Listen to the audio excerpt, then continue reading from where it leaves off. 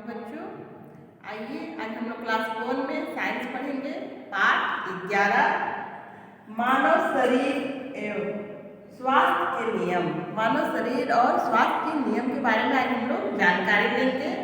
सबसे पहले हम लोग देखेंगे अपने शरीर के जो भाग हम लोग को दिखाई नहीं देता है, जैसे कि पहला है मांसपेशियां, दूसरा हड्डियां, तीसरा फेफड़े, चौथा हृदय, पांचवा आहार नाल, छठवा अमाशय, सातवां आंत, आठवां गुर्दे या वृक्क, नवा मस्तिष्क। और ये सबके अच्छे स्वास्थ्य के सबसे अधिक हम लोग का क्या क्या आवश्यक नियम है, ये सबको हम लोग बुक के माध्यम द्वारा पढ़ेंगे।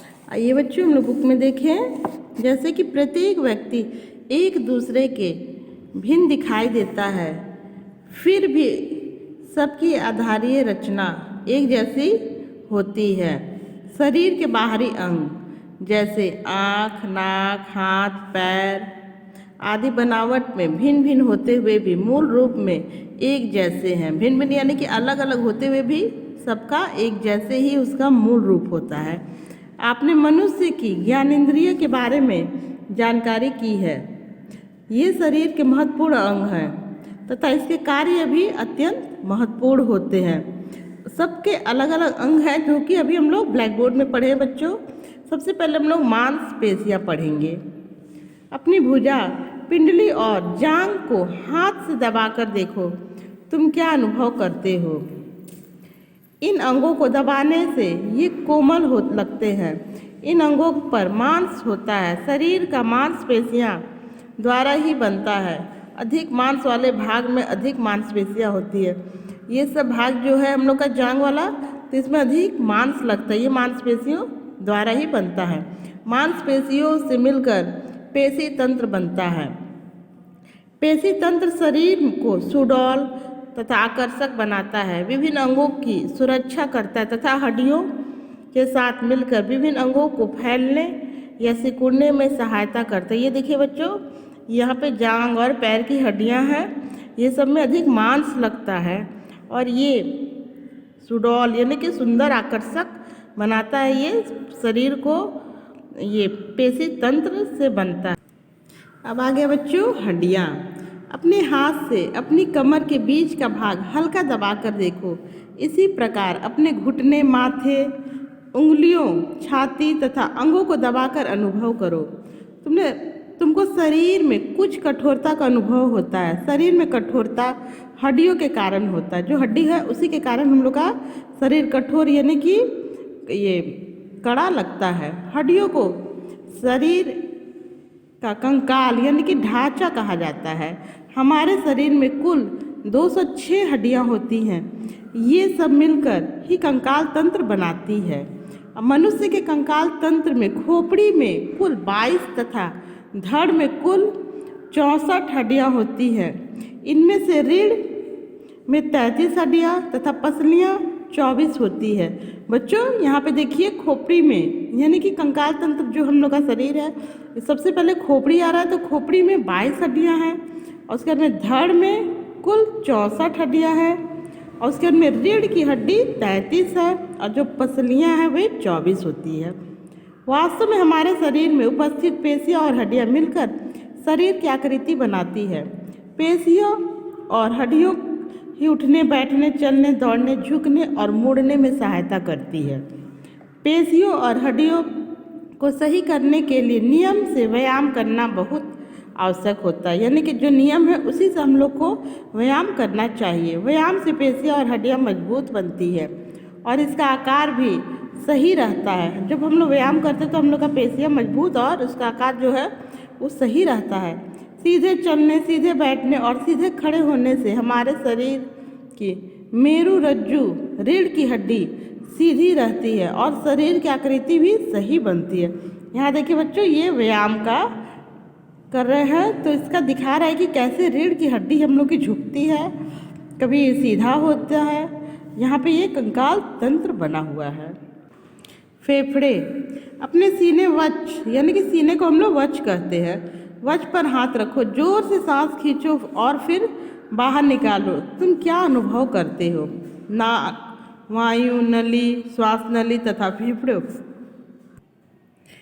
फेफड़ों सांस लेने में सहायता करने वाले अंग हैं। फेफड़े जो हैं ये हम लोग के सांस लेने में सहायता करते हैं। नाक से हम सांस यानी कि वायु लेते हैं। नाक में छोटे छोटे बाल होते हैं, इन बालों से वायु छन कर साफ हो जाता है। साफ वायु श्वास नली से होकर ही फेफड़े में पहुंचती है। फेफड़ों में पहुंचने से पहले वायु श्वास मार्ग में शरीर के ताप यानी कि गर्म हो जाती है। फेफड़ों में छोटी छोटी नलियां होती हैं। वायु की ऑक्सीजन गैस इस नलियों की दीवारों में सोख ली जाती है। यह ऑक्सीजन रुधिर को साफ करती है, यानी कि जो हम लोग की रुधिर है ये ऑक्सीजन वाला रुधिर है, उसको साफ करती है। और सांस बाहर छोड़ते समय जल वाष्प और कार्बन डाइऑक्साइड गैस बाहर निकलती है। इस संपूर्ण क्रिया को हम लोग श्वसन क्रिया कहते हैं।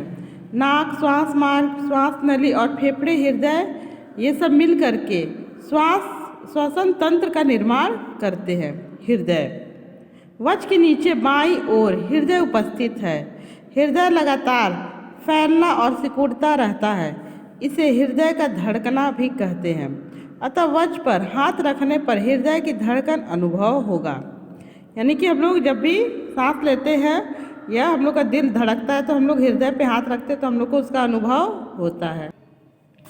हृदय पंप की भांति बिना रुके कार्य करता रहता है। आराम करते समय, चलते समय, दौड़ते समय, घबराहट और डर के समय हृदय की धड़कन परिवर्तन हो जाती है।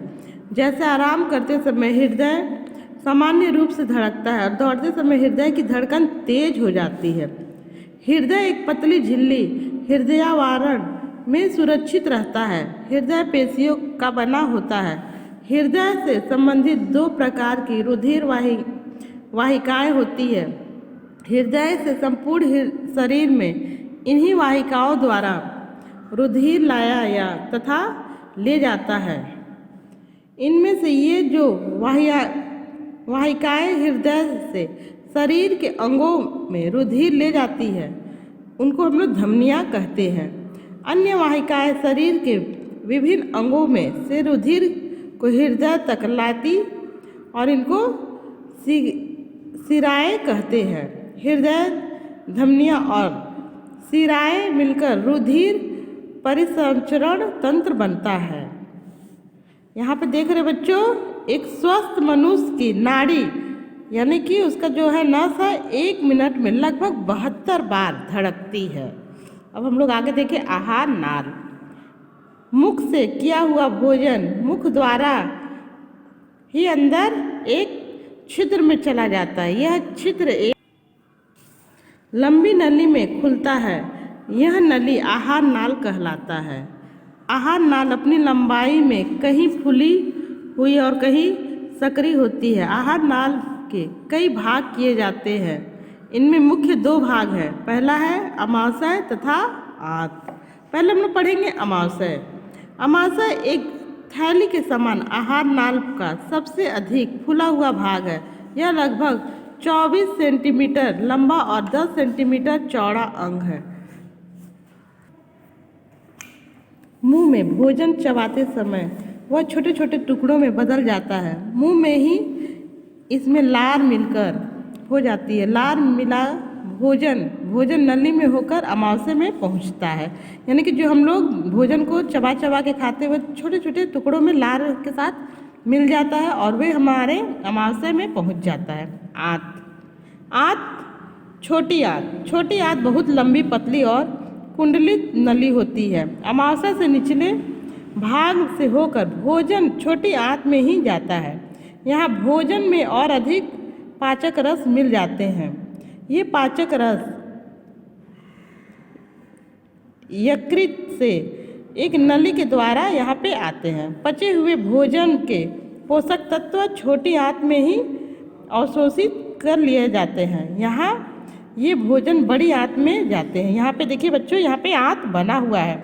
ये हम लोग की छोटी आंत का है जो हम लोग भोजन चबा चबा के खाते हैं और हम लोग के यानी कि लार के माध्यम से हम लोग के आंत में पहुँचता है। बड़ी आंत यह छोटी आंत की अपेक्षा चौड़ी होती है। बड़ी आंत से शेष बिना पचा भोजन बड़ी आंत से के अंतिम भाग यानी कि मलाशय में आ जाता है। जो हम लोग का पचा भाग नहीं रहता है वे हमारे मलाशय में आ जाता है। यह समय समय पर गुर्दा द्वारा मल के रूप में ये बाहर निकल जाता है। गुर्दे या वृक्क। गुर्दे उत्सर्जी अंग तथा इससे संबंधित अंग व्यर्थ पदार्थों को शरीर से बाहर निकालने में सहायता करते हैं, अतः इन्हें उत्सर्जन तंत्र कहते हैं।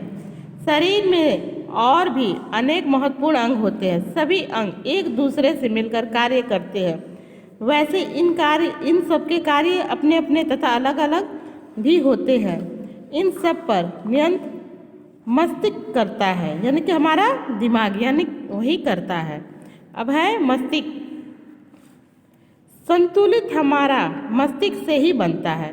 जो हमारे अंग हैं, शरीर के अंग हैं, ये कार्य करना ये मस्तिष्क के द्वारा ही अपना संतुलन बनाता है और उसी से हम लोग का कार्य होता है। मस्तिष्क हमारी खोपड़ी यानी कि कपाल में सुरक्षित होता है। हमारी सभी ज्ञानेंद्रियाँ मस्तिष्क को ही संदेश यानी कि सूचना देती है। मस्तिष्क से अनेक तंत्रिकाएँ नाड़ियाँ निकलती हैं और शरीर के सभी अंगों तक जाती है। मस्तिष्क सभी अंगों की क्रियाओं को ही तंत्रिकाओं द्वारा नियंत्रित करता है। इसे तंत्रिका तंत्र यानी कि नाड़ी तंत्र कहा जाता है। बच्चों, ये हमारा मस्तिष्क है और यही हम लोग को सोचने और समझने का ज्ञान आगे बढ़ाता है। अच्छा स्वास्थ्य। आवश्यक नियम। संतुलित भोजन में निश्चित भाग में भोज्य पदार्थ जैसे दूध, घी, तेल, मक्खन, पनीर, दाल, हरी सब्जियां, मौसमी फल, मेवे, अनाज, गेहूँ, ये सब हम लोग के संतुलित भोजन है बच्चों। और सबसे पहले हम लोग को भोजन करने के पहले अपना हाथ को साफ कर लेना चाहिए और जो भी फल और सब्जियां हैं उसको खाने से पहले हम लोग को धो लेना चाहिए अच्छे पानी से। और उसके बाद में गुस्से, घबराहट, डर और चिंता के समय भोजन कभी नहीं करना चाहिए। और भोजन सदैव अच्छी प्रकार भूख लगने पे ही करना चाहिए और भोजन को अच्छी प्रकार चबा चबा के ही खाना चाहिए और निश्चित समय पर ही भोजन करना चाहिए। खाना खाने के लगभग आधे घंटे के बाद ही हम लोग को क्या करना चाहिए? पानी पीना चाहिए। अब भोजन करने के तुरंत बाद कभी भी विश्राम नहीं करना चाहिए और ना ही खेलना कूदना चाहिए। भोजन करने के बाद हम लोग को थोड़ा सा आराम करना चाहिए। इस प्रकार बच्चों ये पाठ हम लोग का समाप्त हुआ।